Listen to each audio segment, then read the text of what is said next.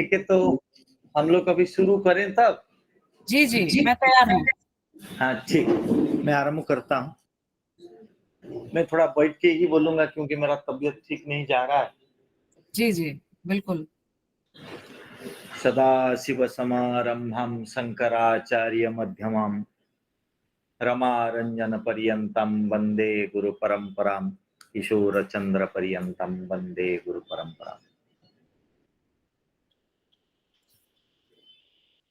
आज के यही इस शुभ मुहूर्त में सर्वप्रथम जुग पुरुष शरण शरण चिदानंद घन जगतकर्ता विश्व मोहन ठाकुर श्री सीताराम दास जी के श्री चरण में सत प्रणाम निवेदन करता हूँ। हम सबके संरक्षक, हम सबके गुरु, जिसको हम गुरुनाम गुरु कहते हैं, जुग पुरुष, इस महाविद्यालय के प्राण प्रतिष्ठाता, हम लोगों का अभिभावक दिवंगत आचार्य रमारंजन पद्मश्री रमारंजन मुखोपाध्याय महोदय के श्री चरण में शतकोटि प्रणाम निवेदन करता हूं। इस महाविद्यालय के प्रबंधन समिति के सुयोग्य अध्यक्ष, राष्ट्रीय संस्कृत संस्थान तथा परिवर्तित केंद्रीय संस्कृत विश्वविद्यालय के भूतपूर्व कुल सचिव महोदय, वेदांत दर्शन के अन्यतम प्रथितयशा विद्वान, हम सबके संरक्षक पितृतुल्य गुरुनाम गुरु आचार्य सुब्रमण्यम शर्मा जी के श्री चरण में भी भक्तिपूत निवेदन शतकोटि प्रणाम निवेदन करता हूं।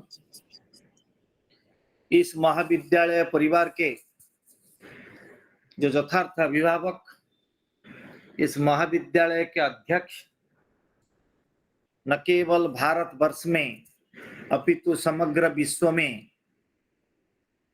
बौद्ध दर्शन के यथार्थ ज्ञाता, पाली में जो कुछ लोग बोल पाते हैं अनर्गल, उसमें हमारे सुयोग्य पाली शास्त्र के, पाली भाषा का सुयोग्य ज्ञाता, हमारे आदरणीय अध्यक्ष अग्रज प्रोफेसर सोमेश कुमार मिश्र जी के श्री चरण में भी भक्तिपूत प्रणाम निवेदन करता हूं।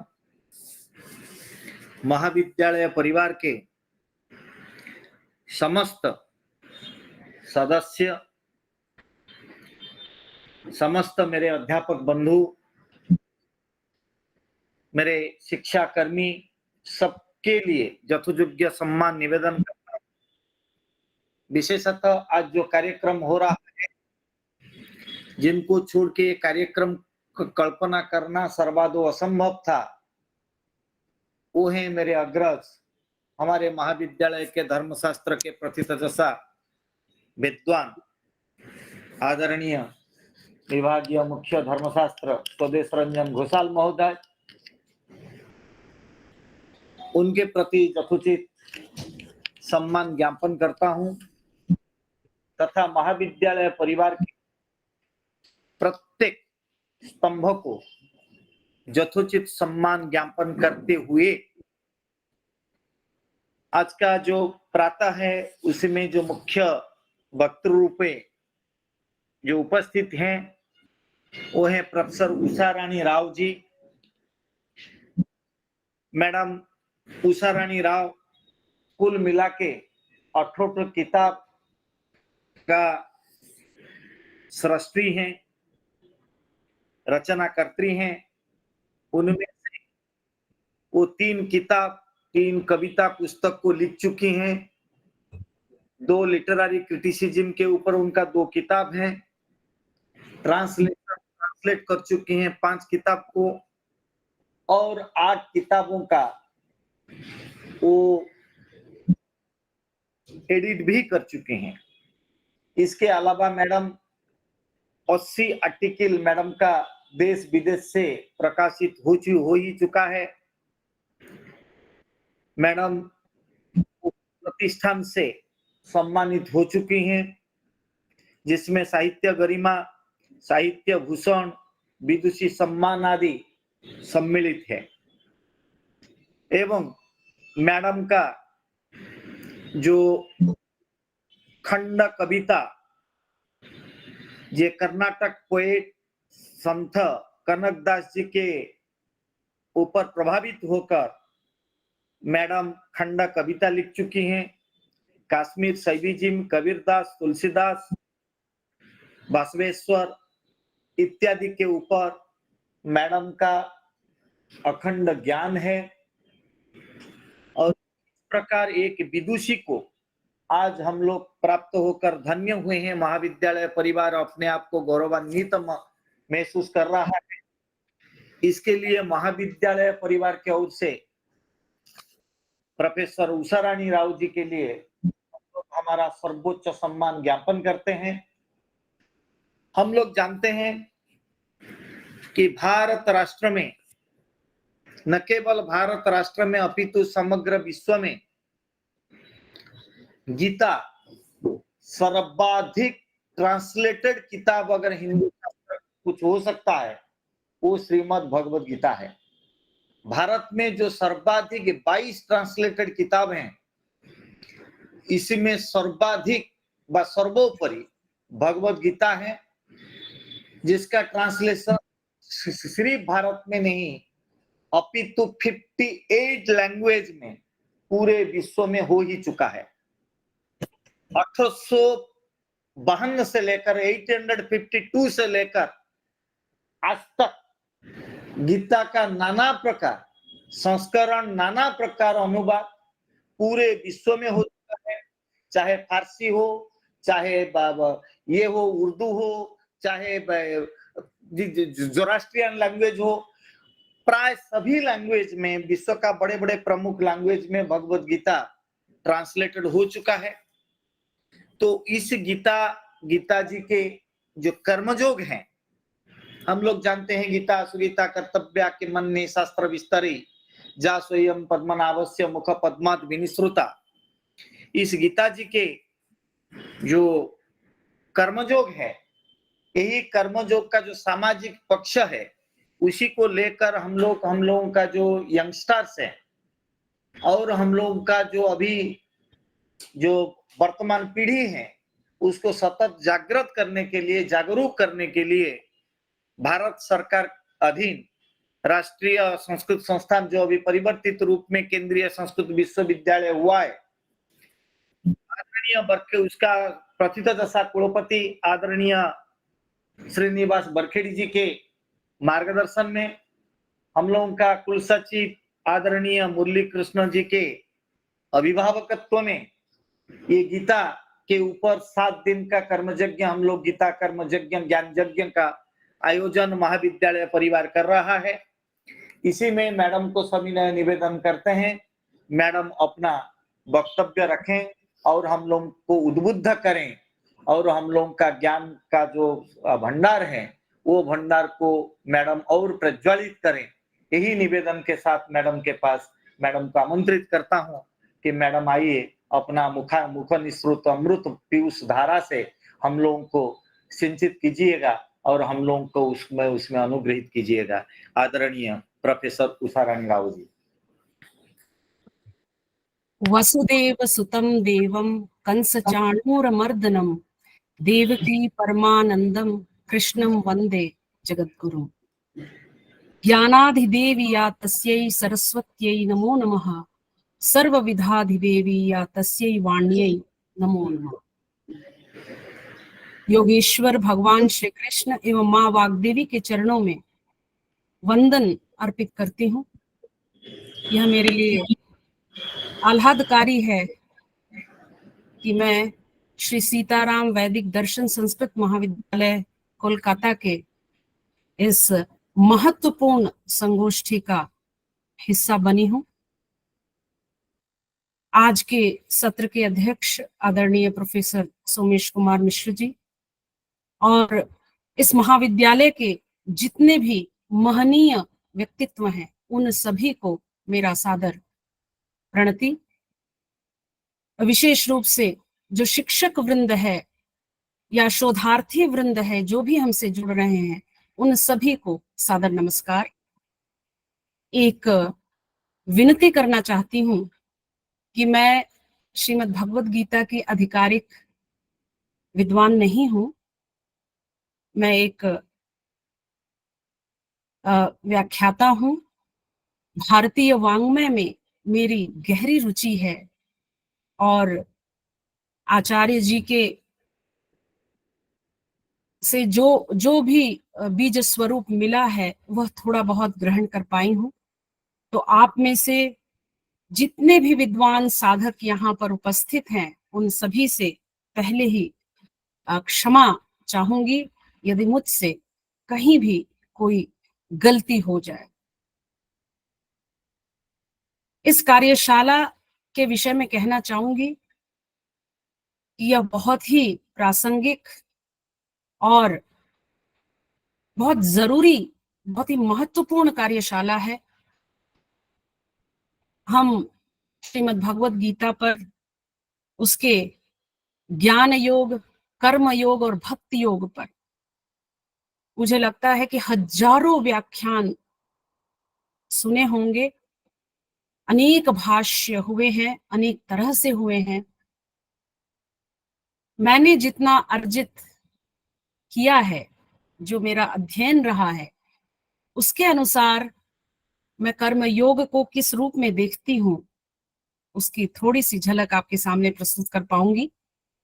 हम सब जानते हैं कि आज हमारे सामने मूल्यों का क्षरण काल है। मूल्यों की महत्ता घटती जा रही है। जो मानवीय मूल्य है, परिवार का विघटन हो रहा है, स्वार्थपरता पर व्यक्तिवादिता घर करती जा रही है, हावी होती जा रही है और हिंसा का घटाटोप छाया हुआ है। एक हिंसक मनोवृत्ति समाज में हम शनय शनय बढ़ता हुआ देख रहे हैं।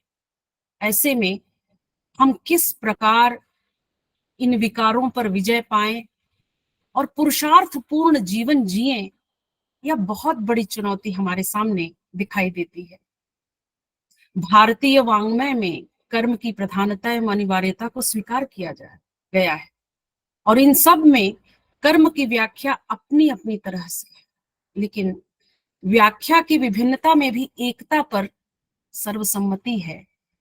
वह यह कि कर्म ऐसा होना चाहिए जो अविद्या और अज्ञान से मुक्ति दिला सके और साथ ही साथ मानसिक विक्षेपों को शांत करते हुए मानव को सर्व कल्याण के पथ पर ले जा सके, यानी मानवीय संवेदना से संपृक्त कर सके।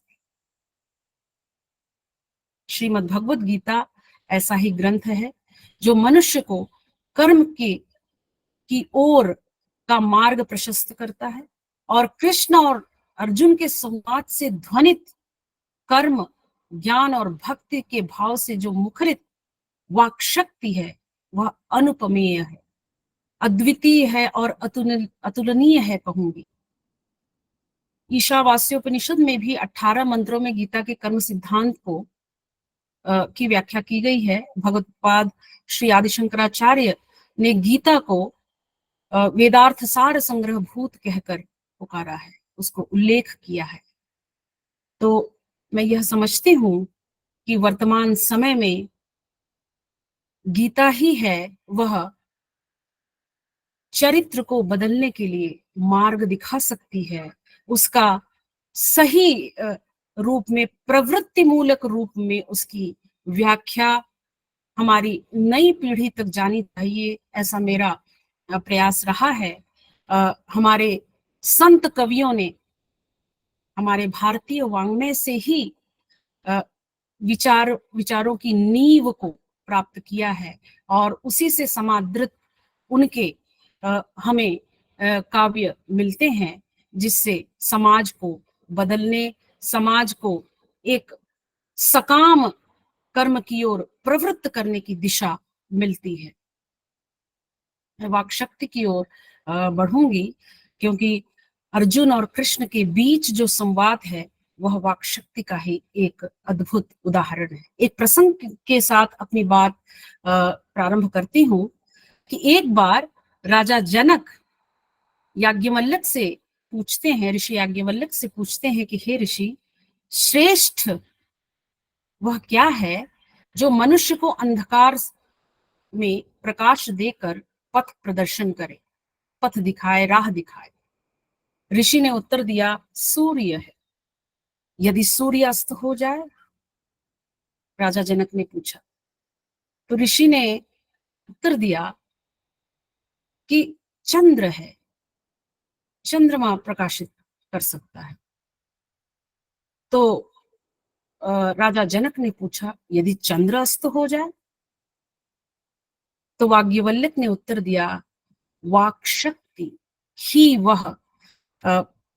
वह मार्ग होगा, वह पथ होगा जो मनुष्य को अज्ञान के निविड़ अंधकार से निकालकर प्रकाश पे ले आता है। तो यह अमोघ वाक शक्ति है जो मानवीय सभ्यता की अद्वितीय उपलब्धि है, और चेतना की अभिव्यक्ति की शक्ति हो या आत्मा के प्रकाश की शक्ति को वाक शक्ति ही कहा गया है। तो वाणी, वाक, भाषा शब्द का रूप लेकर ब्रह्म के रूप में व्यापकता को पाता है। शब्द ब्रह्म कहा भी गया है। तो इस तरह से हम ये देख रहे हैं कि वाक शक्ति की अद्वितीयता के कारण ही कृष्ण और अर्जुन का यह संवाद कालजयी है, जो कि युद्ध के क्षेत्र में, कुरुक्षेत्र के मैदान में यह दो मित्रों का परस्पर संवाद है, जो हमारे यानी मनुष्य के कर्तव्य कर्म को उद्यत करने के लिए या उनको उसमें उद्यत करने के लिए, और यदि अकर्मण्यता की जड़ता में फंसे हैं जैसा कि अर्जुन फंसा था, से बाहर निकालने के लिए एक द्वार खोलता है।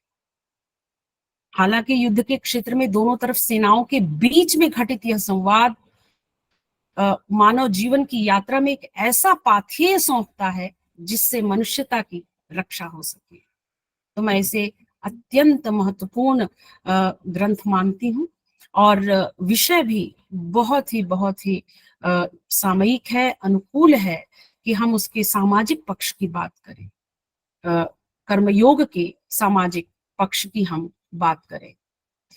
मीमांसा दर्शन खंड 4 में एक सूक्त मिलता है कि अथातः कृत्वर्थ पुरुषार्थयोर जिज्ञासा, यानी व्यक्ति को कर्म प्रधान पुरुषार्थ की जिज्ञासा करनी चाहिए, यानी उसकी चाहत होनी चाहिए, उसकी आकांक्षा होनी चाहिए कि हम ऐसा कर्म करें जिससे हमारे जीवन के जितने भी आयाम हैं, जितने भी मार्ग हैं, वे उन्नत हों।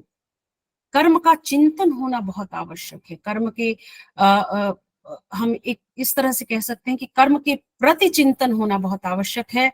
भारतीय मनीषा ने सदैव से मानव को कर्मवान बनाने के चिंतन पर ही अपने विचारों को केंद्रित किया था। हमारे यहाँ श्रुतियों और उपनिषदों में भी कर्म की ही वंदना मिलती है, और समस्त कर्मों का उद्देश्य है अज्ञान का विनाश करना। जीवन का सत्य जो निरंतरता में व्याप्त है, अपने अज्ञान, अकर्मण्यता और तामसी वृत्ति के कारण जो सत्य को अनुभव नहीं कर पाता है या कर पाते हैं, या सत्य का साक्षात्कार नहीं कर पाते हैं, कर्ममान होते हुए सत्य की ओर उन्मुख होना ही गीता के संदेश का अर्क है। वही नेक्टर ऑफ नॉलेज है जिसे मैं कहूंगी। महर्षि वेदव्यास रचित इस महाग्रंथ में कर्म की अनिवार्यता एवं महत्ता को जिस तरह से प्रतिपादित किया गया है भगवान योगेश्वर श्री कृष्ण के द्वारा, और यह ग्रंथ विश्व में मान्यता प्राप्त है, यह हम सब जानते हैं। और इसका निष्कर्ष मैं यही कह सकती हूँ कि नहीं कश्चित क्षणमपि चातु तिष्ठत्य कर्म कृत। यह एक ऐसा उदाहरण है अध्याय 3 के कर्मयोग के 5वें श्लोक का, कि मनुष्य कर्म किए बिना एक क्षण नहीं रह सकता। कर्म, ज्ञान और भक्ति के तीनों क्षेत्र में मनुष्य यूं ही चुपचाप नहीं बैठ सकता है, चाहे वह ज्ञानी हो या अज्ञानी हो। कर्तृत्व जो शब्द यहाँ आया है वह किसी भी व्यक्ति के लिए आया है, और यह विश्वास दिलाता है कि मानव का जीवन कर्म के लिए ही हुआ है, वह यूं ही नहीं बैठ सकता। ये कितना भरोसा, जिसको हम कहते हैं, एक आस्था जगाता है मनुष्य में कि कर्म करना ही अंतिम जो है परिणति है मानवीय जीवन का। यहाँ एक श्लोक मैं लेती हूँ जो कि 26वां श्लोक है, जो हमें यह सचेत करता है कि जो कर्म हो रहा है, चाहे वह ज्ञानियों के द्वारा हो रहा हो, अज्ञानियों के द्वारा हो रहा हो, उसे किस रूप में हम स्वीकार करें। न बुद्धि भेदम जनयेद अज्ञानाम कर्म संगिनाम, 26वां श्लोक है, जिसमें ये कहा गया है, जोशयेत सर्वकर्माणि विद्वान युक्त समाचरण। यानी ज्ञानी और अज्ञानी दोनों ही कर्म करते हैं, परंतु जो ज्ञानी है वह अज्ञानियों से ये नहीं कहते कि अरे क्या कह रहे हो, क्या कर रहे हो, क्यों गलत काम कर रहे हो, ऐसे नहीं करना चाहिए, तुम्हें और थोड़ा ठीक से कर लेना चाहिए। आमतौर पे हम सब अपना मंतव्य बिना मांगे भी दे देते हैं और कहते हैं कि अरे तुम थोड़ा और अच्छा कर सकते थे। ये जो एक नकारात्मक संकेत है, इस ओर सचेत करते हैं योगेश्वर। कहते हैं कि अज्ञानी कर्म के प्रति इससे उदासीन हो सकता है। तो ज्ञानी पुरुष को चाहिए कि वह अज्ञानी के द्वारा किए जा रहे कर्म को उचित मार्गदर्शन देकर सम्यक कर्म का आचरण करवाए। तो इसके लिए आवश्यक नहीं कि हम ये कहें कि तुम जो कर रहे हो वो सब गलत है, जाओ अब फिर से करके आओ। आमतौर पे हम सब शिक्षाविद हैं अधिकांशतः, और हम विद्यालयों महाविद्यालयों में ऐसे विद्यार्थियों से हमेशा यह सामना करते रहते हैं कि उनसे कोई भी काम करवाने के लिए, कोई भी पाठ को याद करवाना हो या परीक्षा में उनको सफल करवाना हो या कोई प्रोजेक्ट करवाना हो, तो बड़े हम लोगों को आजकल पापड़ बेलने होते हैं। एक समय था जब विद्यार्थी पापड़ बेलते थे और जो शिक्षक होते थे उनके आगे पीछे घूमते थे। आज हम शिक्षक विद्यार्थियों के आगे पीछे घूमते हैं और उनसे कहते हैं कि ये कर लीजिए, आपके लिए अच्छा होगा, आपको अच्छे अंक मिलेंगे। तो यह कुछ ऐसा ही यहाँ पर संकेत मिलता है इस श्लोक से। मैं कर्मयोग के सारे श्लोक नहीं लूंगी, 43 श्लोक हैं इसमें योगेश्वर के द्वारा कहे गए हैं। इनमें से उन श्लोकों को जरूर लूंगी जिससे एक सामाजिक समन्वयता, सामंजस्य और एक सद्भावना जहां से जागृत हो, ऐसे श्लोक जिनका हम बार बार यदि हम उद्धृत करें, उसके सार को उद्धृत करें, उससे उदाहरण लेकर यदि हम अपने पीढ़ी के सामने, अपनी नई पीढ़ी के सामने रखें, बार बार रखें, तब शायद थोड़ा बहुत परिवर्तन दिखाई दे। हालांकि हम सब बड़े व्यग्र हैं, चिंतित हैं कि आखिर कैसे यह चरित्र परिवर्तन होगा। चरित्र ही बहुत बड़ा प्रश्न है। चरित्र का जो विघटन है वह अनेक अनेक रूपों में हो रहा है, और हम सब एक मूक साक्षी बनकर जीते चले जा रहे हैं और जिंदगी खत्म होती चली जा रही है, और हम कुछ भी नहीं कर पा रहे हैं। जो हमारी पूर्व पीढ़ी है उनसे जितना हो सका उन्होंने किया, वे कहते हैं। हमारी जो पीढ़ी है, हम कहते हैं कि हमसे जितना हो रहा है हम कर रहे हैं, हम क्या कर सकते हैं, समय ही ऐसा है, सबको अंधकार की ओर ले जा रहा है। ऐसा कहते हुए हम एक विचारवान होकर अपने दायित्व से मुक्त नहीं हो सकते।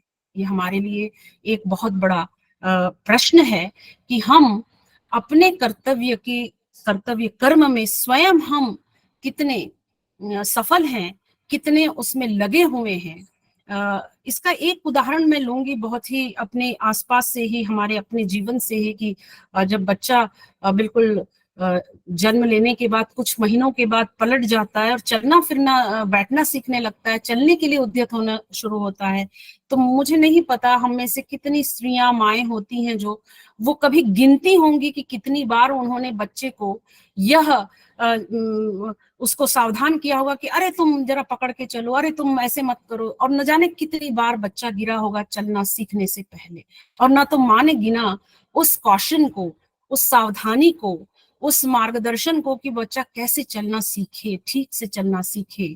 तो ना तो माँ गिनती है, ना ही बच्चा वह गिन पाता है, और अंततः वह चलना सीख जाता है, बड़ा हो जाता है और वह अपने विचार विकसित कर लेता है। ठीक उसी तरह ये सारे ऐसे विचार हैं भगवत गीता के, जिन्हें हम बार बार और बार बार प्रक्षेपित करना पड़ेगा, जैसे अंतरिक्ष में प्रक्षेपित किया जाता है किसी भी रॉकेट को, किसी भी हमारे सैटेलाइट को, ताकि वह हमारे सबके चित्रों को खींचे, हमारे जीवन की गतिविधियों को दर्ज करे। उसी तरह से हमें भी संभवतः वैसे ही करते रहना होगा, तब जाकर के हम कोई एक सकारात्मक बदलाव देख पाते हैं। हालांकि हम निराश पहले होते हैं और आशा की अपेक्षा दूसरों से करते रहते हैं। यानी अगर मैं माँ हूं तो बच्चों से आशा करती हूँ कि वे बड़े अच्छे बन जाएं, वे बड़े सुधर जाएं, वे बड़े मार्ग पर आ जाएं। हालांकि होना ये चाहिए कि हम नित यह प्रयत्न करते रहें अपने आचरण से भी और अपने बच्चों के आचरण पर भी, यानी पीढ़ी के आचरण पर। बच्चों से मतलब हमारी भावी पीढ़ी जो अभी आ भी रही है, बड़ी हो रही है, कुछ बड़ी हो चुकी है और कुछ अपने मार्ग से भटक भी चुकी है। इसीलिए यहाँ पर मैं एक श्लोक लेना चाहूंगी भगवत गीता से ही, कर्मयोग से ही, कि किस तरह से योगेश्वर कहते हैं कि न बुद्धि भेदम जनेत अज्ञानाम कर्म समीनाम, जो मैंने अभी अभी इस श्लोक के बारे में बताया है। और इस ज्ञानी पुरुष के द्वारा जब कर्म के पथ को दर्शाया जाता है तो उसमें कोई भ्रम उत्पन्न नहीं होता।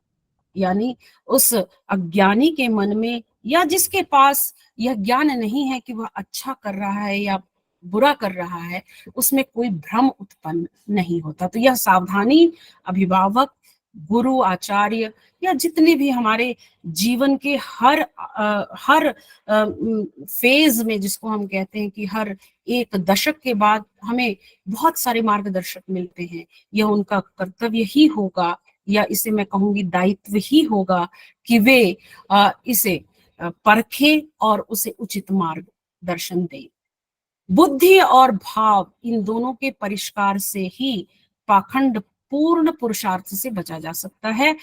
इसलिए आवश्यक है कि बुद्धि की शुद्धता और श्रेष्ठ कोटि के भाव में रहने का जो अभ्यास है, यह चरित्र को उन्नत मार्ग पर ले जाने के लिए आवश्यक है, जिसे बार बार योगेश्वर कृष्ण जो है अर्जुन के सामने रखते हैं। गहना कर्मणो गति ही कहा गया है। कर्म की गहराई का कोई थाह नहीं है।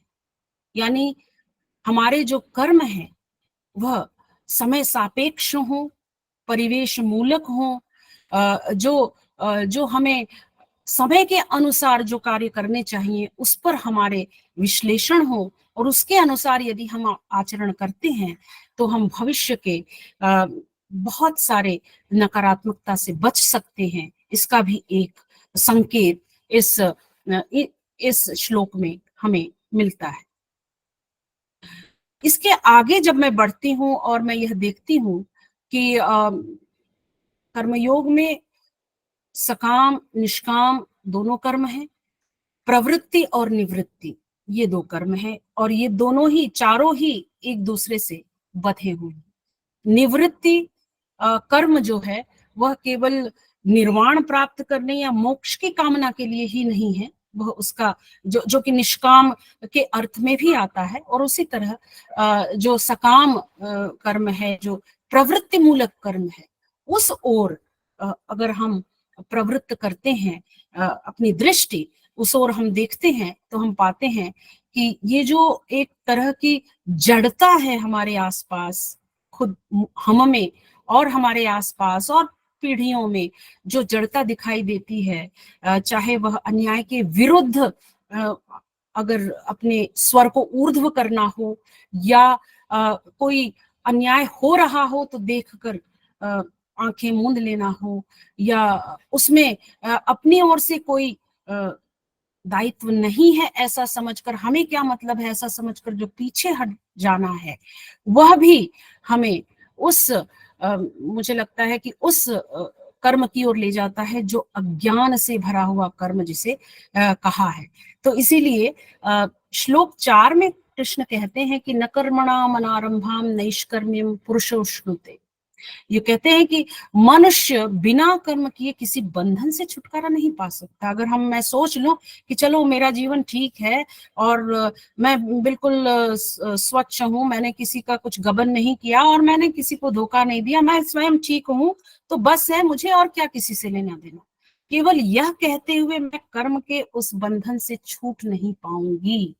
यानी ये योगेश्वर का एक संदेश है कि कर्तव्य कर्म जो है वह सार्वभौमिक होता है, सबके लिए होता है, मनुष्यता के लिए है, वह केवल स्व के लिए नहीं है, केवल आत्म के लिए नहीं है, वह सर्व के लिए है, सर्व के लिए है और सर्वात्मा के लिए है। अगर ये कहूं तो अतिशयोक्ति नहीं होगी। तो कर्मों के त्याग से, यानी जो निवृत्ति मार्ग का जो एक हम उदाहरण देखते हैं, संन्यास आश्रम हो या इस तरह का जो कोई भी मार्ग हो, ज्ञान प्राप्ति के लिए बुद्ध ही चले गए थे और उन्होंने अपने गृहस्थ के कर्तव्य को संभवतः अगर आज की दृष्टि से विमर्श करें तो कहेंगे कि वो पीछे हट गए थे, ऐसा कहा जाता है। बहुत सारे ऐसे ग्रंथ हमारे हिंदी साहित्य में रचे गए हैं जहां पर ये विमर्श किया गया है, प्रश्न उठाया गया है।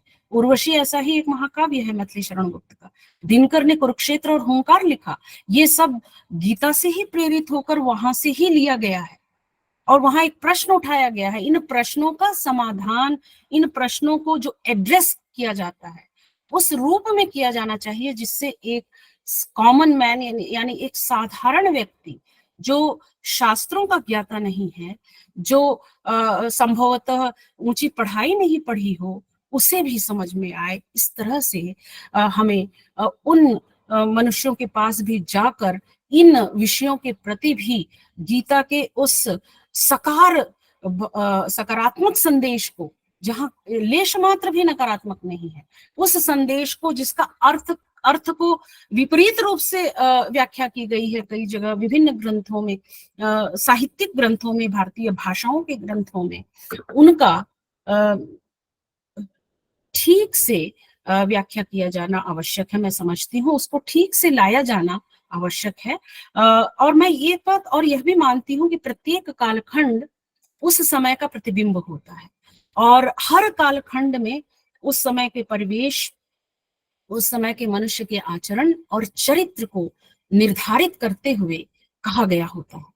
तो मुझे यह लगता है कि आज के समय को अगर हम आंकें मूल्यांकन करें तो आज के समय सापेक्ष कर्मयोग का की जो व्याख्या होनी चाहिए वह केवल शब्द के अर्थ मूलक न होकर समाज में हो रहे जितने भी प्रकार की संगतियां विसंगतियां हैं या जो भी कार्यकलाप हो रहे हैं उनको जोड़ते हुए उनके बीच इस बात को रखा जाना चाहिए पीढ़ियों के माध्यम से, संस्कारों के माध्यम से, कि जो कुछ भी हो रहा है उसमें कहाँ परिष्कार की आवश्यकता है, कहाँ पर सुधार की आवश्यकता है, कहाँ पर उसे हम ठीक कर सकते हैं, मरम्मत जिसे मैं कहती हूँ, रिपेयर जिसे कहा जाता है, किया जा सकता है। कर्मयोग में समय का बड़ा महत्व बताया गया है। जैसे कि कबीर ने कहा कि काल करे सो आज कर, आज करे सो अब। यहाँ ये कहते हैं नियतम कुरु कर्मत्तम कर्म जाह्यो ये कर्मणा, 8वां श्लोक है ये 3रे अध्याय का। कहते हैं नियत समय पर काम होना चाहिए और नियत कर्तव्य भी होना चाहिए। कर्म को न करने की अपेक्षा कर्म करना श्रेष्ठ है। यानी हम आज का कार्य कल पर जो टाल देते हैं या बहुत आगे भी टाल देते हैं। हम सब मनुष्यों का यह इस समय बहुत बड़ी समस्या है कि हम अपने कर्म को समय पर खत्म करें। यह एक बहुत बड़ी चुनौती बनती चली जा रही है, और हम अगर समय पर नहीं खत्म करते हैं तो हमारे विद्यार्थी हो या हमारे संतान हो, वह कैसे इस आदर्श को ग्रहण कर पाएंगे, ये मैं सोचती रहती हूँ।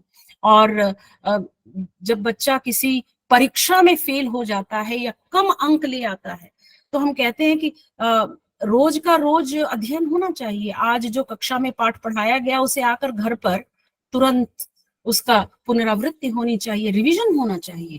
हम बहुत भाषण भी दे देते हैं अपने बच्चों, विद्यार्थियों को, अपनी नई पीढ़ियों को, लेकिन समय पर कर्तव्य कर्म का क्या हम उदाहरण अपने घर में, अपने कार्य क्षेत्र में या हम अपने आसपास प्रस्तुत करते हैं? यह प्रश्न भी यह श्लोक उठाता है, और यह हमें एक मशाल की तरह हमें यह रास्ता भी दिखाता है कि कर्म न करने से, अकर्मण्य रहने से जीवन की यात्रा पूर्ण नहीं होती, सफल नहीं होती।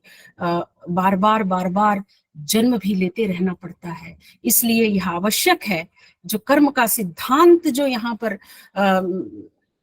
पर लाया गया है योगेश्वर के द्वारा, वह इसलिए भी लाया गया है कि मनुष्य के जन्म के लक्ष्य को पूरा किया जा सके, उसे पूर्ण किया जा सके। यह जीवन इसलिए नहीं मिला है कि हम कुछ पढ़ लिख लें, कुछ नौकरी कर लें, कुछ भौतिक सुविधाओं को एकत्र कर लें, कुछ बंधु बांधव मित्रों के साथ जीवन के सुखपूर्ण क्षणों को जी लें। हालांकि दुखपूर्ण क्षण भी आते ही रहते हैं, फिर भी हम समझ नहीं पाते, सीख नहीं पाते। इसके बावजूद हम उस अर्थवादिता से बाहर नहीं निकल पाते, अपने हृदय को, अपने मन मस्तिष्क को इतना उदार नहीं बना पाते कि हम अपने इन वांग्मय की ओर झांक सके, अपने इस ग्रंथ की ओर झांक सके और देख सके कि हमारे मार्ग में जो अवरोध हुआ है, जीवन के इस मार्ग में जो अवरोध पैदा हुआ है, क्या इससे बाहर निकलने का उपाय कहीं है जो हमारे पूर्वजों ने अपनाया था? हमारे मनुष्यों के कहे हुए इन आप्त वचनों को क्या हम देख पाते हैं? क्या हम उसका अनुकरण कर पाते हैं? ये एक बहुत बड़ा एक अंतर अवलोकन की बहुत आवश्यकता है। हम इसे किसी ब्राह्मण ग्रंथ की तरह या किसी मनुवादी ग्रंथ का नाम देकर हम उसे एक जगह रख देते हैं और जीवन से जूझते रहते हैं, और अंत में हमारी जो पीढ़ियां हैं, हमारी जो आई हुई पीढ़ी है, जो युवा है, वह साइकाट्रिस्ट के पास पहुंच जाती है, मनोचिकित्सक के पास पहुंच जाती है, डिप्रेशन में आ जाते हैं। एक छोटा सा टेस्ट आता है 50 मार्क्स का, बच्चे कहते हैं आई एम डिप्रेस्ड। ये हम सब बहुत बार सुनते रहते हैं, और डिप्रेशन शब्द ऐसा आ गया है जैसे लगता है कि बहुत छोटा मोटा शब्द है, जबकि अवसाद एक गंभीर शब्द है। अवसाद मनुष्य के मन का, मानसिक वृत्तियों का एक गंभीर अवस्था है, और उसे समझना बहुत आवश्यक है। तो योगेश्वर ने पग पग पर अर्जुन के हर उस मानसिक बदलते वृत्तियों का एक तरह से उपचार किया है, मैं कहूंगी। उसे उन्होंने बड़े विस्तार से हर एक आयाम पर अपनी बात रखी है। मैं 15वां श्लोक यहाँ लेना चाहती हूँ इसी क्रम में कि कर्म ब्रह्मोद्भवम विद्धि ब्रह्माक्षर समुद्भवम। 15वां श्लोक है जिसमें ये कहते हैं कि जितने भी नियत कर्म है, यानी पहले से ही डेस्टिन्ड है, यानी पहले से लिखा हुआ है कि मुझे ये काम करना है, यानी ये पहले से ही निर्धारित है कि मैं शिक्षिका बनूंगी, पहले से ही किसी को निर्धारित है कि वह कोई वेद पाठी बनेंगे, कोई लेखक बनेंगे, कोई शायद भवन निर्माण करेंगे, या जितने भी कार्य हमारे आसपास यांत्रिक जो यंत्र के विज्ञान में आगे बढ़ते हैं, कोई अभियंता बनते हैं, कोई चिकित्सक बनते हैं इत्यादि। तो यहाँ इन्होंने ये कहा है, योगेश्वर कहते हैं कि कर्मों का जो विधान है, जो पहले से ही नियत निर्धारित है, वह वेदों से ही हमें प्राप्त होता है। और ये कहते हैं कि वेदों को शब्द रूप से परमात्मा से साक्षात उत्पन्न समझना चाहिए। यानी यहाँ किसी प्रकार के संदेह का या किसी भी प्रकार के भ्रम के लिए कोई स्थान नहीं है। सर्वव्यापी जो परमात्मा होता है वह हमेशा अपने उस कर्तव्य में, कर्म में निरत रहता है, स्थित रहता है, जिसको उन्होंने यज्ञ शब्द दिया है। यज्ञ, यज्ञ यानी कोई कर्म, कोई कार्य जो हो रहा है उसे कहा गया है।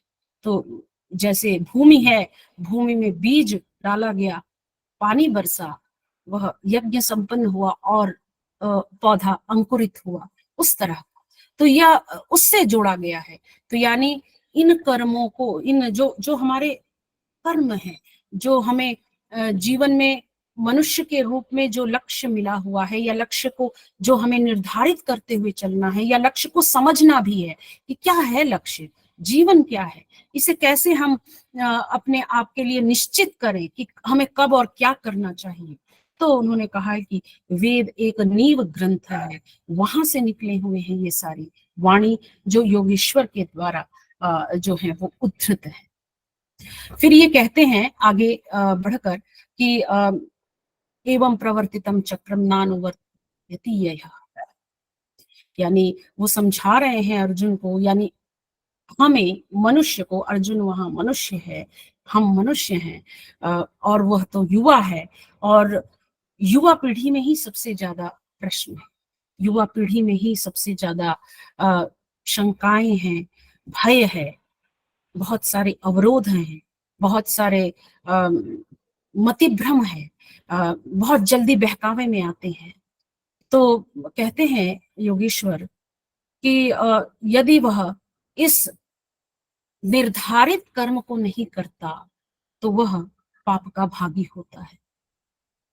और ऐसा मनुष्य जो केवल अपने आप को तुष्ट करने के लिए जीवन जीता है, यानी स्वयं के लिए हमने जीवन जिया, स्वयं के लिए कमाया। आमतौर पे पश्चिम की यह अवधारणा है। पश्चिम कहता है कि खुद को देखो, कितने सुंदर दिख रहे हो आज, यह सोचो, तुमसे अच्छा कोई दुनिया में है ही नहीं, यह सोचकर तुम आगे बढ़ो।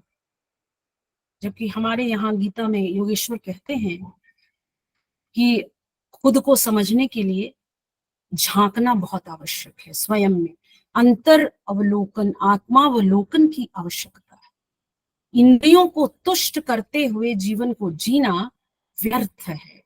ये कहते हैं कि ऐसा जीवन जो केवल स्वार्थ पूर्ति में लगा हो, स्वयं की संतुष्टि में लगा हो, वह जीवन व्यर्थ है। अर्जुन स्वयं के बारे में सोच रहा था, और उसी की वह आशंका का निवारण यहाँ करते हुए दिखाई देते हैं। कर्तव्य के ओर आगे बढ़ते हुए वे एक श्लोक में बहुत सचेत करते हैं, और वो कहते हैं श्रेयान स्वधर्मो विगुणः परधर्मास्त्वनुष्ठितात् स्वधर्मे निधनम श्रेयः परधर्मो भयावह। 35वां श्लोक है। और ये कहते हैं कि अपने स्वकर्म को समझना, जानना बहुत आवश्यक है। कोई ऐसा कर रहा है, यह देखकर नकल करना कल्याणकारी नहीं है, अकल्याणकारी। दूसरों के द्वारा किए जा रहे कर्म को देखकर खुद में एक आलोचक दृष्टि होनी चाहिए कि हम यह जो अगला कर्तव्य कर रहा है उसके जो संगति विसंगति है, उससे हम कैसे, उसमें जो भी नकारात्मकता है उससे कैसे हम छुटकारा पाएं और आगे बढ़े। तो कहते हैं कि दोषपूर्ण ढंग से कर्म करना,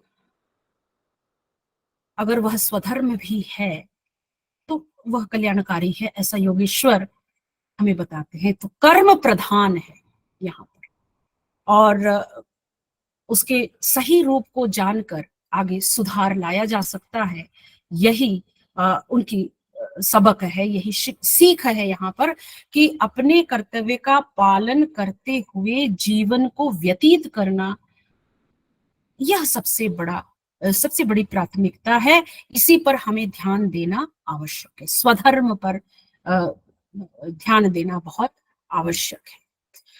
कृष्ण के इन सभी बातों को जब सुन लेते हैं तो अर्जुन भी एक प्रश्न रखते हैं, अथ केन प्रयुक्तोऽयं पापम चरति पुरुष। ये हम सब में प्रश्न आता है कि आखिर सारे ही कर्म ईश्वर को प्राप्त होते हैं, चाहे वो सही ढंग से किया गया हो, गलत ढंग से किया गया हो या गलत कार्य किया गया हो, सभी कुछ यदि निर्धारित ही है और सभी कुछ जब करने पर ईश्वर को ही प्राप्त हो जाता है, तो आखिर मनुष्य न चाहते हुए भी पाप कर्म की ओर उद्यत ही क्यों होता है? ये एक बहुत बड़ा प्रश्न है, वह हम सबके अंदर उठता है और शनै शनै उठता है। हम चाहे कितने भी उसको हम परिष्कृत करते हुए, विभिन्न ग्रंथों का हम अध्ययन करते हुए, अपने आप को स्पष्ट करते हुए चले, तो भी हमारे सामने समाज में इतने उदाहरण आ जाते हैं, हम इतना देखते रह जाते हैं घटनाओं को घटते हुए प्रतिदिन, तो लगता है कि इसे निर्वाह करना बड़ा कठिन है, कैसे हम कर सकते हैं इसको। और बलपूर्वक ऐसा लगता है कि मानो पाप कर्म के लिए भी प्रेरित किया जा रहा हो। हालांकि युद्ध के लिए प्रेरित कर रहे थे कृष्ण, जो कि उसका क्षत्रिय था, क्षत्रिय का कर्तव्य था। इसीलिए इसके पहले के श्लोक में उन्होंने, जो मैंने अभी साझा किया आपसे, कि स्वधर्म था उसका, स्वधर्म को जानना बहुत जरूरी है, स्वकर्म को जानना बहुत जरूरी है। धर्म यानी कर्म, स्वभावतः जो कर्म है, जो हमारा हमने जो अपने लिए लक्ष्य युक्त कर्म बनाया हुआ है, जो हमारे लिए निर्धारित है हमारे अनुसार, उसे करना बहुत आवश्यक है। और उसी का यह एक विस्तार है इस श्लोक में कि अगर आप ऐसा कह रहे हैं तो यह भी तो पाप कर्म की ओर प्रवृत्त होता है, फिर मुझे यह क्यों करना चाहिए, इस तरह से क्यों करना चाहिए? तो इसका मतलब यह हुआ कि अगर हमारे ऊपर कोई चाकू लेकर प्रहार करने आ जाता है, तलवार लेकर, तो अगर हम उसकी ओर चुपचाप रहे और तो वह प्रहार करके निकल जाएगा और हमने तो जीवन गंवा दिया, यह यहाँ प्रयुक्त नहीं होता। अन्याय, अगर कोई धोखे से हमें मार रहा है या हमारे साथ कोई अन्याय हो रहा है, तो न्याय की प्रतिष्ठा के लिए, अपने आत्मरक्षा के लिए हमें वह कर्म करना आवश्यक है जिससे जीवन की रक्षा होती है, जिससे मनुष्यता की रक्षा होती है, जिससे न्याय की रक्षा होती है। ऐसे कर्म पाप कर्म के अंतर्गत नहीं आते, ऐसा योगेश्वर हमें बताते हैं।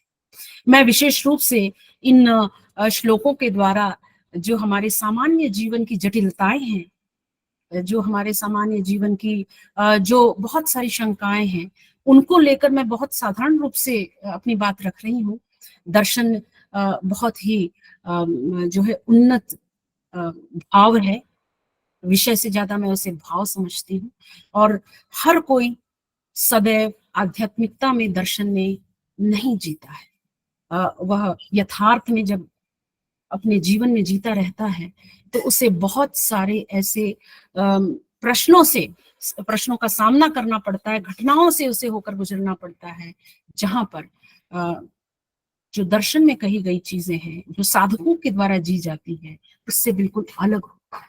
तो उसे ध्यान में रखकर मैं कुछ बात बहुत ही सरल रूप से अपनी बात रख रही हूँ, और क्षमा भी चाहूंगी कि उसकी जो उन्नत व्याख्याएं हैं वो हमारे पास बहुत सारे लोगों की हैं, बहुत सारे तमाम जो हमारे अधिष्ठान है ज्ञान के, मठ हैं, बहुत सारे आश्रम हैं, बहुत सारे हमारे जो है दर्शन है, जो षट दर्शन है, उनमें भी मिलता है।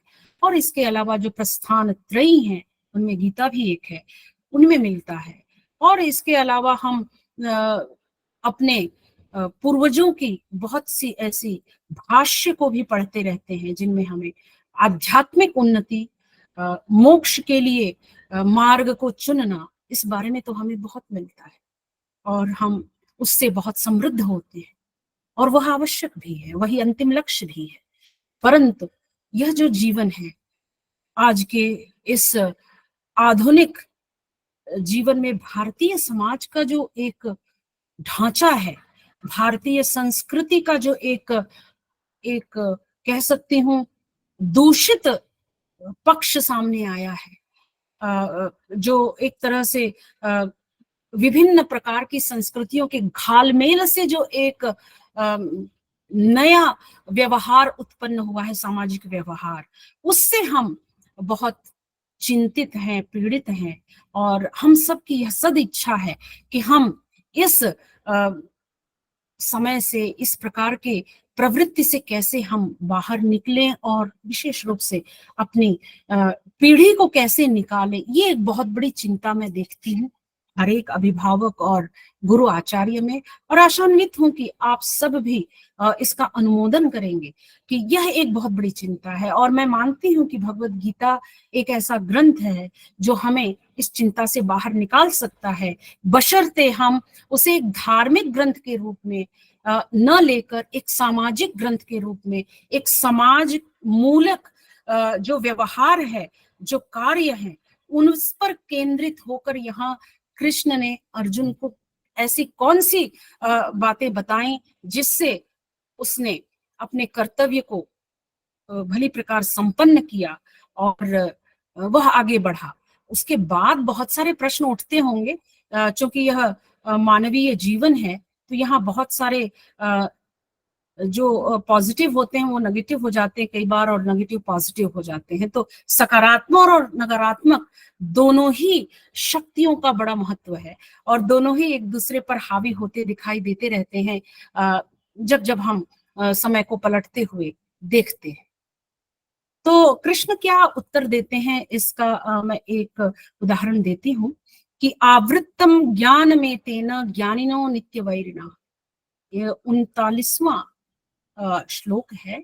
उसमें वो कहते हैं कि अर्जुन, जो शुद्ध चेतना है हमारे अंदर, चेतना यानी कॉन्शियसनेस जिसको हम कहते हैं, कॉन्शियस, कई बार हमारे अंदर वह चेतना होती ही नहीं है। इसीलिए जब बड़े कहते हैं विवेक से काम लो, क्या सही है क्या गलत है वह सोचो, उसे विचारो, उसका मंथन करो, तो वो कहाँ से मंथन होगा जब तक चेतना ही नहीं जागृत है। चेतना के जागृत होने पर ही विवेक जागृत होता है, यह कृष्ण बहुत स्पष्ट करते हैं। और वो कहते हैं कि यदि कामना रूपी हमेशा हमारी आकांक्षाएं, हमारी इच्छाएं, हमारे स्वार्थ हमें ढके रहेंगे, हमेशा हमारे आसपास केवल भोगवादी जीवन रहेगा, तो हम कभी भी उस चेतना को जागृत नहीं कर सकते जो जीवन को सफल बना सकता है। सफलता के बड़े अर्थ होते हैं। कई बार हम भौतिक सफलता को ही असली सफलता मानते हैं, स्वयं के संतुष्ट होने पर ही अपने आप को सफल मान लेते हैं। घर बना लिया सफल हो गए, बच्चों की शादी कर दी सफल हो गए, पेंशन आ रहा है ना, हम बड़े सफल हैं। तो सफलता की परिभाषा आज के समय में बड़ी संकीर्ण हो गई है, जबकि हमारे योगेश्वर कहते हैं कि मनुष्य का जीवन चेतना को प्राप्त करने पर ही और इंद्रियों के जो इच्छाएं हैं उनसे मुक्त पाने पर ही सफल होता है जीवन। तो मोहग्रस्त वही बनाता है हमें, जो इच्छाएं हमारी होती हैं, जो हम आसपास अपने संबंधों में जीवन व्यतीत कर रहे होते हैं, वो हमें मोहग्रस्त बनाता जाता है। और मोहग्रस्तता का एक बहुत बड़ा उदाहरण है कि हमारे बच्चे अगर गलत रास्ते पर चले जाए तो हम उसके परिष्कार के लिए खड़े नहीं होते हैं। ये बहुत बड़ा प्रश्न है हमारे सामने। अगर मेरा पुत्र है, अगर वह किसी लड़की को छेड़ कर चला आता है और उसका अगर पुलिस में रिपोर्ट होती है, तो मैं माता जाती हूँ और लड़ पड़ती हूँ कि मेरे बेटे ने ऐसा नहीं किया है। मैं कभी भी उसके नकारात्मक कर्म पर दृष्टि नहीं डालती। मैं कभी ये नहीं सोच पाती कि हाँ, अगर इसने यह किया है तो इसे सजा होनी चाहिए। हम में से कितने लोग हैं कि हमारे बच्चे अगर गलत रास्ते पर हैं तो हम उसे स्वीकारते हैं, बल्कि उन्हें बचाने में लगे रहते हैं। और उससे क्या होता है, उससे वह कर्म जो दूषित है वह समृद्ध होता चला जाता है, उसे बल मिलता चला जाता है, वह पीढ़ी यह समझने लगता है कि ऐसा कुछ गलत नहीं है, हम जो कर रहे हैं सब सही है, ठीक ही तो है। इसीलिए आज हम देखते हैं जो हमारे आसपास बहुत हिंसा का बिल्कुल जो है बढ़ाव होता चला जा रहा है। हिंसा केवल व्यवहार से नहीं होती, हिंसा शब्दों से भी होती है, हिंसा मौन भी होती है, और हिंसा जो है वो बिल्कुल मुखर तो होती ही है। जब मेरे हाथ में कोई हथियार है तो हिंसा है ही। तो इससे बचने का कितना बड़ा यहाँ उदाहरण इस श्लोक में मिलता है, जो योगेश्वर ने बताया है कि यह मोह का ही परिणाम होता है कि हम अपने संतान के या अपने संबंधियों की या अपने उस हर संबंध को जो हम जीते रहते हैं, जो हमको लगता है बड़े महत्वपूर्ण हैं, उनके हर उस हिंसात्मक कर्म को भी अनुमोदित करते चले जाते हैं, और उसका कभी भी हम कोई उसका कभी हम प्रतिरोध नहीं करते, ताकि उसमें परिमार्जन हो सके, परिष्कार हो सके। और यही होता है मित्रों में भी। जो मित्रता है आज की, जो आज बच्चे मित्रता करते हैं, उस मित्रता में सबसे बड़ा गुण आज ये देखा गया है कि यदि मित्र के बुरे गुणों को छिपा दिया तो वह सच्चा मित्र है। जबकि हमारे यहाँ ये बताया गया है कि सच्चे मित्र का जो चरित्र है वह बुरे समय में दिखाई देता है। जब किसी आपातकाल में हम रहते हैं, आपातकाल में हम रहते हैं, तो वह हमारी मदद करता है, हमें बाहर निकालता है। तो विपत्तियां कैसी?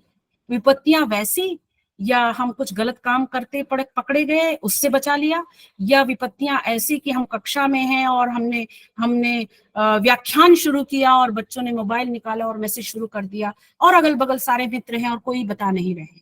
कौन सी विपत्ति? विपत्ति का बड़ा इस समय बहुत उसके विविधताएं हो गई हैं।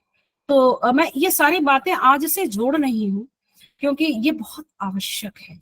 आज के समय से जोड़कर हमें गीता के इस अध्याय को देखना बहुत आवश्यक है, और यह बच्चों में एक संस्कार जागृत करना बहुत आवश्यक है कि जो गलत है वह गलत है, जो सही है वह सही है, और वह किसी के लिए गलत, मेरा सही किसी के लिए गलत और किसी का गलत मेरे लिए सही होता नहीं है। वो सर्वमान्य होता है, सर्वकालिक होता है, कालजयी होता है, सत्य सत्य।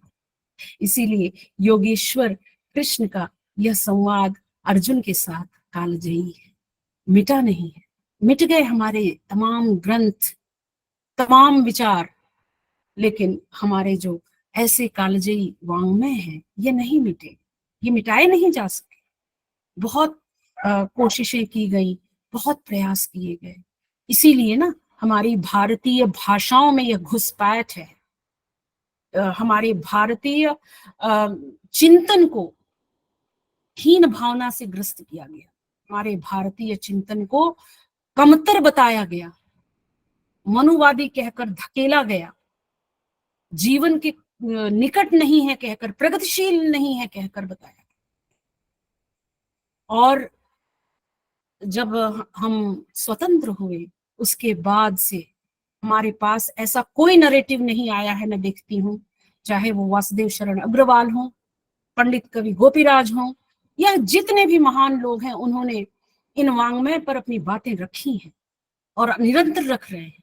तमाम जगह इसकी चर्चाएं होती हैं, इसके पाठ हो रहे हैं, पाठन हो रहा है, अध्ययन हो रहा है, शोध हो रहे हैं, भाष्य लिखे जा रहे हैं, लेकिन जीवन में क्या बदलाव आ रहा है, ये बहुत बड़ा प्रश्न है। जीवन का बदलाव ही वास्तविक बदलाव है, तभी इस संवाद का सफल माना जाएगा, इस संवाद को ग्रहण करना सफल माना जाएगा। अर्जुन ने कृष्ण के हर विचार को अपने तर्क के द्वारा स्पष्ट किया, स्पष्ट करवाया। कृष्ण ने स्पष्टतः उसे बताया कि तुम्हारा कर्म क्या है, चाहे तुम्हारे कितने भी यहाँ रिश्तेदार नातेदार हों, मारे जाएंगे, सब कुछ उसने बहुत सारे तर्क रखे, लेकिन कृष्ण ने हर एक पक्ष को लेकर बड़े स्पष्ट रूप से यह उद्धृत किया कि मनुष्य के लिए स्वधर्म प्रमुख है, मनुष्यता प्रमुख है, स्वधर्म प्रमुख है। हिंसा और अहिंसा के बीच एक बहुत पतली सी रेखा होती है, बहुत पतली सी, और उसे समझना बहुत आवश्यक है, बहुत आवश्यक है, और अपनी पीढ़ी को बताना भी बहुत आवश्यक है। मुझे नहीं पता, मैं बहुत ज्यादा बोल गई हूं ऐसा लग रहा है। और तीसरा अध्याय तो एक ऐसा अध्याय है, इसे मैं मानती हूं कि पूरे भगवत गीता का जो उद्देश्य है, इस पूरे संवाद का जो उद्देश्य है, वह इस अध्याय में निकल कर आता है। भक्ति योग और ज्ञान योग तो विस्तार है, जीवन का विस्तार अनंत तक होता है। जीवन का विस्तार कहने का मतलब सांस का धड़कना नहीं, मस्तिष्क के विस्तार का है। उस मेधा के विस्तार की बात कही जाती है। वह मेधा शक्ति कभी कम नहीं होती, कभी पुरानी नहीं होती, उसे केवल पुनर्पाठ की आवश्यकता। तो आज गीता के कर्म योग के पुनर्पाठ की बहुत आवश्यकता है। इस पर तमाम तरह के कोर्स भी विकसित हुए हैं। आचार्य जी ने कल एक जो है की नोट व्याख्यान दिया है। उन्होंने भी एक बहुत अच्छा कोर्स विकसित किया है, जो विश्वविद्यालय के छात्रों के लिए, युवाओं के लिए है, वृद्धों के लिए अलग से हैं, जो वानप्रस्थ और संन्यास में है, जो हम स्त्रियां हैं हमारे लिए है, और जो बच्चे हैं, जो टीनेज तक के जो बच्चे हैं उनके लिए, उन तक यह कोर्स जाना चाहिए। मैं विश्वविद्यालय प्रबंधन से यह अवश्य आशा करूंगी कि ऐसे कोर्स जो कर रहे हैं, चाहे वो आचार्य जी हो या कोई और भी संस्थाएं अगर कर रही हो, तो अवश्य उनके बारे में पता लगाएं। एक एड ऑन कोर्स की तरह एक 15 घंटे का कोर्स बच्चों को दें, क्योंकि हम प्रोजेक्ट के लिए मार्क्स देते रहते हैं, तो क्यों ना हम इसमें करवाएं, ताकि बच्चों को थोड़ी बहुत हमारे वाङ्मय के इस निचोड़ के बारे में पता चले। केवल यहाँ पर कोई कर्मकांड की बात नहीं हो रही है, कोई पूजा और मूर्ति पूजा की बात यहाँ नहीं कर रही योगेश्वर। इस भगवत गीता में यहाँ उन्होंने ऐसी कोई बात नहीं कही है जहाँ ये कहा जाए कि सुबह उठ के नहाना चाहिए, शाम को ये करो, और उस समय प्रेयर करो, इस समय ये करो, ऐसा नहीं कहा गया है। यहाँ कर्तव्य के प्रति एक जागृति है, कर्तव्य के प्रति एक स्व इच्छा कैसे जागृत हो, इच्छा शक्ति कैसे मजबूत हो, उसके बारे में बताइए। तो मैं आशा करूंगी कि ऐसे कोर्स आपके यहाँ संचालित हो, जिससे विद्यार्थियों को यह एक सहायता मिल सके, एक हो सके। यह एक श्लोक के साथ मैं अपनी बात को विराम दूंगी। यजुर्वेद का एक सूक्त है, 18वें मंडल में 29वां सूक्त है, जिसमें कहा गया है कि चक्षुर यज्ञेन कल्पताम। कहते हैं जीवन के सौंदर्य को देखने वाली जो चक्षु है, यानी एक तो ये बाह्य, एक अंतर चक्षु है, तो अंतर चक्षु की बात यहाँ यजुर्वेद में कही गई कि ऐसी दृष्टि मिले जिसमें जीवन को देखने का जो एक तरीका है, एक देखने का जो विचार है, एक दर्शन है, एक दृष्टि है, वो ऊर्ध्व हो, नकारात्मक न हो, सकारात्मक हो। हालांकि हमारे आसपास बहुत सारी चीजें नकारात्मक है, हमारी शिक्षा नीति में बड़ी चीजें नकारात्मक दिखाई देती है, हमारी बहुत सारी चीजें नकारात्मक है। तो सवाल है कि हम चर्चा किसका कर रहे हैं, नकारात्मकता की कि सकारात्मकता।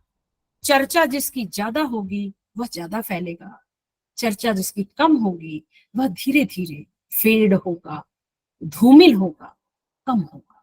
तो आइए गीता के कर्म योग से हमें जो व्यवहार का जो एक सिद्धांत मिलता है, अपने कर्म को करने का, समय पर करने का, और किस तरह से किया जाए, कैसे चेतना को जागृत किया जाए, कैसे उसमें मनुष्यता भरी रहे, इन्हें जाने और इस विचार को आगे बढ़ाएं। मैं बहुत बहुत आभारी हूँ आदरणीय सोमेश मिश्र जी का, और जितने भी लोग यहाँ उपस्थित हैं, सुन रहे हैं, उन सभी को मैं सादर कृतज्ञता ज्ञापित कर, सादर नमस्कार। धन्यवाद मैडम, आप आज अपने मूल्यवान विचार के द्वारा हम सबको अनुग्रहित किए।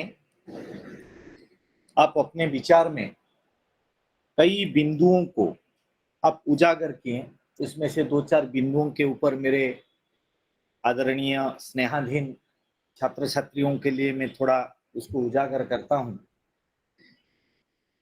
पहले आपने गीता का जो उपनिषद है, क्योंकि गीता उपनिषद है, ये भारतीय सिद्धांत का, ये भारतीय अमूल्य सिद्धांत है, इसको भी आप उजागर किए हैं।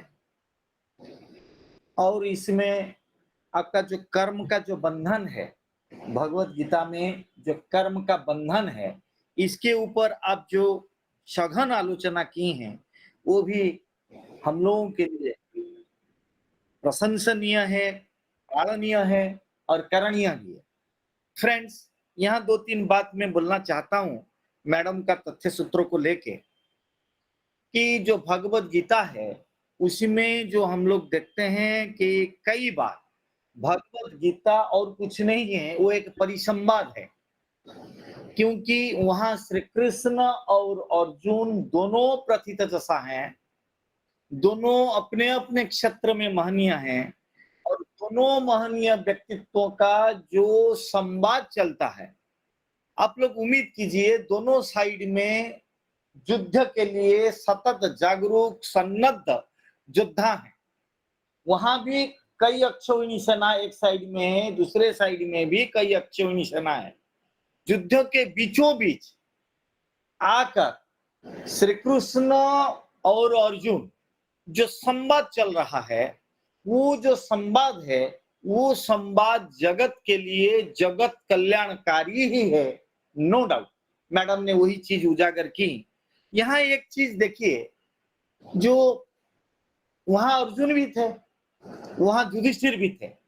कहा जाता है कि धर्मराज युधिष्ठिर है तो धर्म प्रबल है युधिष्ठिर के पास, लेकिन जो वैराग्य, शुद्ध वैराग्य है कि मैं युद्ध नहीं करूंगा, मैं लड़ाई नहीं करूंगा, ये जो धनुर्बाण को छोड़ देना अर्जुन के पक्ष में, काहे को, क्यों?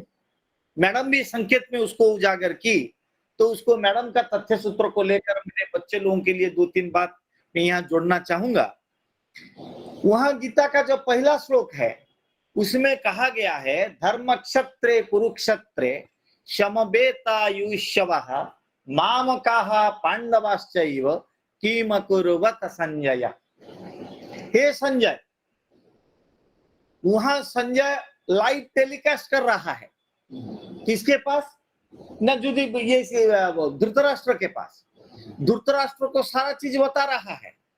वहां ही जो गीता में जो विभेद है, धृतराष्ट्र के मन में मेरा और तुम्हारा, वो जो बीज है, वो बीज को जो वपन किए हैं पहले श्लोक में कि माम कहा और पांडवाहा, इसका मतलब होता है पांडवाहा न मम, जो पांडव होते हैं वो मेरे नहीं है। ठीक है, पांडव और मेरे बच्चे क्या कर रहे हैं? तो इसके बाद संजय बता रहा है कि यही हो रहा है, अर्जुन गांडीव छोड़ दिए, यही के क्यों अर्जुन गांडीव छोड़े ना? इसका भी उत्तर जोगेश्वर श्री कृष्ण ने, जो गीता है, वो गीता का जो पहला श्लोक है उसी में भी कहा गया है संकेत के रूप में, जैसे जिसको अणु तथ्य बोलते हैं, मैडम वही अणु तथ्य के रूप में उसको उजागर किए हैं, कर्म का बंधन बोल के। वहां क्या है ना, वो धर्म क्षेत्र है। धर्म क्षेत्र में कोई भी अगर आ जाए, उसके मन में धार्मिक भावना आना स्वाभाविक है। तो आपके मन में प्रश्न होगा, तो सबसे बड़ा धार्मिक तो युधिष्ठिर है, व्हाई नॉट युधिष्ठिर? क्यों युधिष्ठिर अस्त्र नहीं छोड़े? अगर युधिष्ठिर अस्त्र छोड़े हुए होते तो युद्ध कभी नहीं होता, क्योंकि वो राजा थे, वो एक साइड का प्रतिनिधित्व कर रहे थे। तो युधिष्ठिर क्यों नहीं छोड़े? पर युधिष्ठिर के मन में भावना क्यों नहीं आया कि हम युद्ध नहीं करेंगे? अर्जुन के मन में क्यों आया? ना, इसका कारण यही है, धर्म का साक्षात स्वरूप एवं स्वयं धर्म एक जगह पे जब मूर्तिमान हो गए, तब उसके समक्ष में अर्जुन आए, युधिष्ठिर नहीं आए। इसीलिए युधिष्ठिर अर्जुन, फिर अर्जुन क्या है ना, बेलूर के महाराज एक उनका एक भाषण है तत्वविद्यानंद जी का, एक जो पुराने तत्वविद्यानंद जी हैं, वो एक चीज बोलते हैं, जो अर्जुन है, अर्जुन के मन में, अर्जुन का मन होता है पूरा संसार, संसार रूपी विषद ज्वाला, संसार रूपी प्रश्न, संसार रूपी दैन्य, ये सबका सम्मिश्रित रूप साक्षात अर्जुन है। जो अर्जुन जब धर्म के, और वो फिर क्या है, वो दिति कृष्ण है, दिति कृष्ण अर्थात श्री कृष्ण का स्वरूप अर्जुन में है। जब साक्षात रूप एवं स्वरूप, बिंब एवं प्रतिबिंब दोनों धर्म क्षेत्र में आ जाते हैं, तब उनमें यही भावना जागृत हुआ कि भाई हम युद्ध नहीं करेंगे। तो इसके कारण सारा गीता का उपदेश शुरू हुआ कि नहीं भाई, हम नहीं लड़ेंगे, ना तुमको लड़ना पड़ेगा, ना हम नहीं लड़ेंगे, ना तुमको लड़ना पड़ेगा। यही है कर्म का बंधन। मैडम जिसको बताई, मैडम बताई एक अच्छा चीज मैडम बताई कि जो मनुष्य किसी कर्म के बिना क्षण भर नहीं रह सकती है। मैडम खुद बताई है कि गीता का जो उपदेश है उसी में यही सिद्धांत है कि मानव कर्म के बिना क्षण भर नहीं रह सकता है। गीता में भी मैडम भी श्लोक को कोट की, स्वधर्मे निधनम श्रेयः परधर्मो भयावह। ये एक तात्विक अर्थ उसका होता है। क्या तात्विक अर्थ होता है ना, मैं एक अध्यापक हूं, मैं एक संस्कृत का अध्यापक हूं, मुझे मेरे संस्कृत शास्त्र के साथ जीना मरना श्रेयस्कर है। अगर मैं मेरा शास्त्र को छोड़ के, मैं एक अध्यापक हूं, मैं एक मेरा अध्यापक वृत्ति को छोड़ के मैं अनध्यापक वृत्ति में चला जाऊं, मेरा दूसरे कर्म में मैं रत हो जाऊं और दूसरा कर्म मेरा प्रबल हो जाए, एक कर्म मेरा गौण हो जाए, तो गीता का श्रेय उपदेश नहीं होता है, जिसको मैडम ने उजागर की। तो मैडम का बोलना था, मनुष्य का जो कर्म होता है वो जो अपने लिए निश्चित किया हुआ कर्म जो होता है, वही कर्म को वो करना चाहिए। यही कर्म में अगर वो रत होता है, तो मैडम बोली मनुष्य का जो जीवन होता है वो अपना लक्ष्य, अगर अपना जो कर्म है उसी में अगर वो रत रहेगा तो लक्ष्य में पहुंच पाएगा, अदरवाइज ये असंभव है। क्योंकि अगर मान लीजिए अर्जुन को इसीलिए समझाए कि तुमको लड़ाई करना होगा, क्योंकि अर्जुन योद्धा है, अर्जुन योद्धा है, अर्जुन का काम ही है मरना मारना, मर मिटने के लिए योद्धा पैदा होते हैं। उनका काम होता है संसार को रक्षा करने के लिए अपना जीवन का आहुति देना, कोई बड़ी बात नहीं है योद्धाओं के लिए। तो इसीलिए अर्जुन के लिए वो बार बार बोल रहे हैं, तुमके लिए तस्मा युद्धस्व युद्धस्व युद्धस्व, लड़ाई करो बेटा, तुमको लड़ाई करना पड़ेगा, तुमको लड़ाई करना पड़ेगा। अर्जुन के नहीं बताए कि तुमको जाकर मंदिर में घंटी बजाना पड़ेगा, क्योंकि अर्जुन का वो काम नहीं। इसीलिए गीता का जो उपदेश होता है मेरे बच्चे, मेरे फ्रेंड्स, तुम लोगों के लिए यही है, तुम लोगों का धर्म होता है अध्यापना करना, पढ़ना पढ़ाना, यही तुम्हारा काम है। तुम अगर बोलोगे कि मेरा काम पढ़ना पढ़ाना है, संस्कृत का पढ़ना है, तो मैं अगर संस्कृत छोड़ के तुम अगर चले जाओगे दूसरे में कि हम अध्यापक हैं, हम अध्यापना वृत्ति छोड़ के हम चल पड़े दूसरे बेकार काम में, तो गीता विरोधी हो गया, तो हम लोग कभी सक्सेसफुल नहीं हो पाएंगे। यही मैडम का बोलने का निष्कर्ष था। Madam am I correct? मैं आ रहा हूं मैडम, आपका क्षमा करें, स्वधर्म की बात है कि हमें पहले तो अपने स्वधर्म के बारे में जानना बहुत जरूरी है। पहले स्वधर्म निश्चित हुआ करते थे, किसान है तो उसका बेटा भी किसान ही होता था। आज हमारे यहाँ जो है वृत्ति मूलक समाज नहीं रह गया है। आज हम मल्टी फैसेटेड जो वर्क हैं उनमें हम लोग रहते हैं। कोई भी किसी भी कार्य में प्रवीणता हासिल कर लेता है तो वह उसी ओर चला जाता है, उसी क्षेत्र में चला जाता है। तो जरूरी नहीं है कि डॉक्टर का बेटा डॉक्टर ही बने, ये जरूरी नहीं है।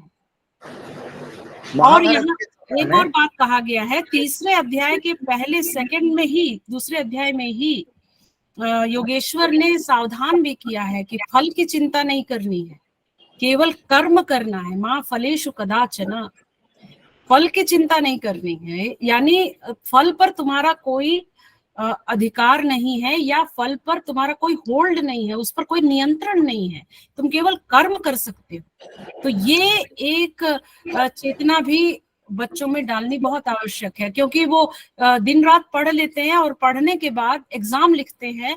एग्जाम लिखने के बाद उन्होंने सोचा है कि 100 में 100 आना है, ऐसा उन्हें लगता है कि उन्होंने प्रयत्न किया है, और 100 में 60 आ गया तो वो शिक्षकों को ही भला बुरा कहना शुरू करता है, अरे उन्होंने बड़ा कम मार्क्स दे दिया, उन्होंने कम दे दिया। तो वस्तुतः जितना हमारा परिश्रम हुआ रहता है, हमें उतना ही फल मिलता है। यह बिल्कुल परीक्षित है, निरीक्षित है, परीक्षण हुआ है इसका।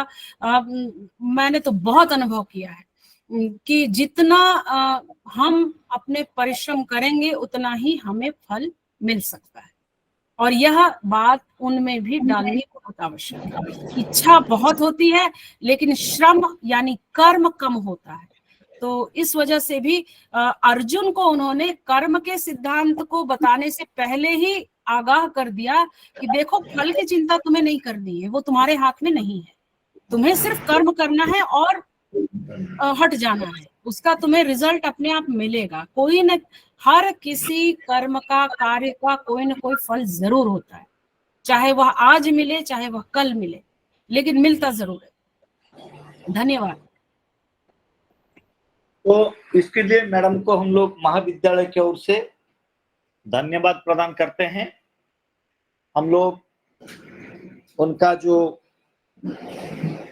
विशाल अनुभव है, हिंदी का अध्यापिका होते हुए भी प्रस्थान त्रयी में इतना रुचि रख के हम लोगों को रुद्धिमंत किए हैं मैडम, इसके लिए महाविद्यालय परिवार की ओर से मैडम को हम लोग धन्यवाद देते हैं।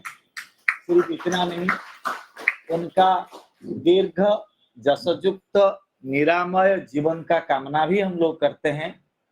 तो भगवान ऐसे उनको संस्कृत का सेवा करने के लिए प्रेरणा दें और इसे करते रहें, यही प्रार्थना के साथ हम उनको प्रणाम करते हैं। धन्यवाद मैडम। सादर आभार। नमो नमो मैडम। हाँ, नमस्कार।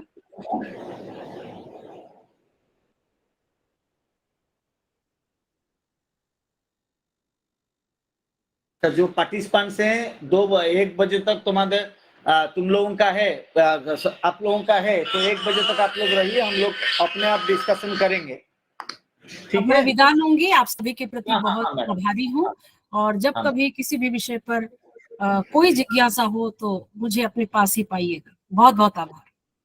नमस्ते।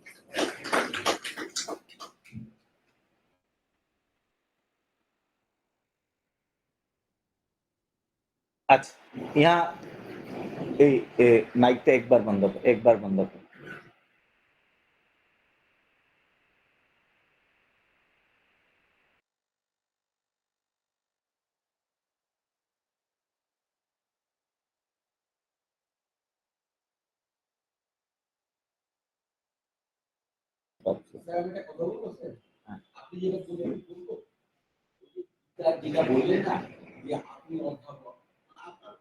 हमारे कथा शेष हो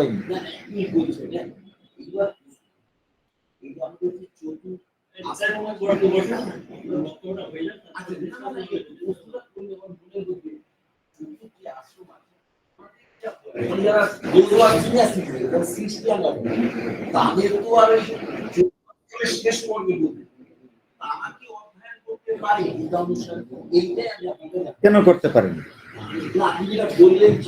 अच्छा, एखाने यहाँ पे मैं 2-4 बात और बोलना चाहूंगा, क्योंकि हम लोगों का 1 बजे तक है, तो इसीलिए मैडम पहले से बोल के रखी थी कि मुझे उनको कहीं जाना था, इसलिए मैक्सिमम 40-1 घंटा तक बोल पाएंगे। तो ठीक है, हम लोग चला देंगे, कोई बात नहीं। यहाँ जो चीज है, मैं जो बोल रहा था कि स्वधर्मे निधनम श्रेयः परधर्मो भयावह। यहाँ हम लोगों को सोचना चाहिए कि हर व्यक्ति का एक धर्म होता है।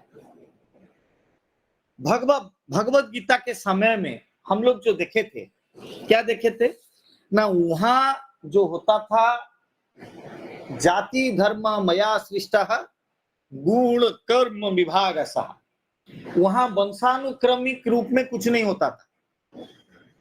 वहां अगर ब्राह्मण का बच्चा व ब्राह्मण का बेटा अगर हाथ में धनुर्बाण लेकर आ गया तो द्रोणाचार्य बन गया, वो भी क्षत्रिय के भांति वहां परिचित होने लगेगा, योद्धा होने लगेगा। जब यही चीज आकर ब्रह्मा जी ने द्रोणाचार्य को पूछे थे कि आप वो जब इनके ऊपर द्रुपद के ऊपर अपना ब्रह्मास्त्र को लेकर दौड़ पड़े थे मारने के लिए, तो बीच में ब्रह्मा जी आ गए। ब्रह्मा जी महाभारत में ब्रह्मा जी बोले कि हे द्रोणाचार्य, आप आचार्य हैं, आप ब्राह्मण हैं, ब्राह्मण को शोभा नहीं देता है कि कभी एक ब्राह्मण ब्रह्मास्त्र को चलाए।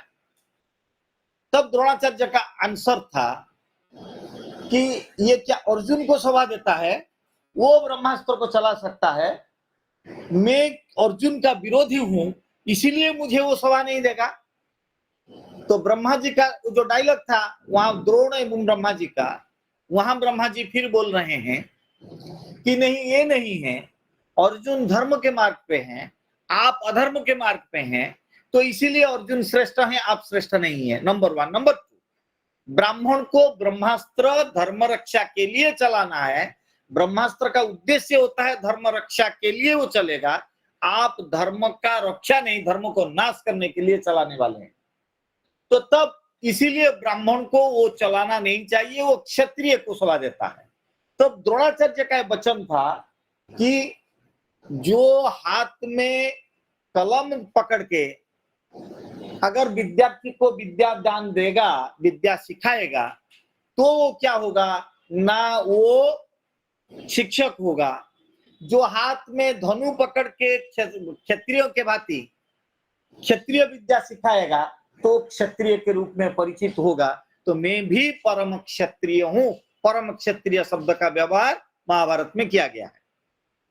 तो ये जो है गीता का जो कंसेप्ट है, गीता का कंसेप्ट में मेनली गीता के समय में जाति धर्म ये सब हुआ था, गुण एवं कर्म के आधार पर होता था, कुल के आधार पर नहीं होता था। परवर्ती समय में ये कुल के आधार पर होने लगा। मैडम अच्छा करके बोल पाएंगी कि मैक्सिमम ये पुराण एवं मुगल पीरियड में ये सब चीज आया। ये सब क्योंकि उसको रक्षा करने के लिए कुल, हाँ, ये सब कुल का ये किया गया, उसको कुलानुसारी किया गया। यहाँ एक चीज है जो समग्र गीता में हम लोग देखते हैं कि करीब करीब 702 श्लोक होता है और इसमें अष्टादशाध्यायिनी बोल के हम लोग गीता को बोलते हैं, 18 अध्याय युक्त होता है। स्वामी शिवानंद जी गीता को 3 भाग में बांटे, 3 भाग में उसको उसका भाग किए हैं। उसी का जो एक प्रसिद्ध वेद वचन जो एक है तत्त्वमसि, दैट दाउ आर्ट, इसी के आधार पर वो समग्र गीता को 3 भाग में व 3 विभाजन में 3 हिस्से में गीता को बांटे हैं। पहला 6 डिस्कोर्सेस वो बोल रहे हैं, in accordance with this view the first 6 discourses deal with the path of action or karma yoga, that is the nature of Tao. It is called the Tattva Pada, Tvam Pada. पहला 6 अध्याय को वो बोलते हैं कि कर्म का सिद्धांत तो पहला 6 अध्याय में है। नेक्स्ट 6 अध्याय में तत्पद का सिद्धांत है, जिसमें पाथ ऑफ डिवोशन है, भक्ति का सिद्धांत तो वहां बोला गया है। और जो कंक्लूडिंग 6 डिस्कोर्सेस है उसी में क्या है ना, वो जो ये पाथ ऑफ नॉलेज ज्ञान का वहां वर्णन किया गया है। ये अकॉर्डिंग टू शिवानंद, स्वामी शिवानंद महोदय वो Bhagavad Gita by Swami Sivananda divine life society publication world wide web पे एडिशन 2000 पेज नंबर X में है। तो यहाँ अपनी किसी बोलबे नहीं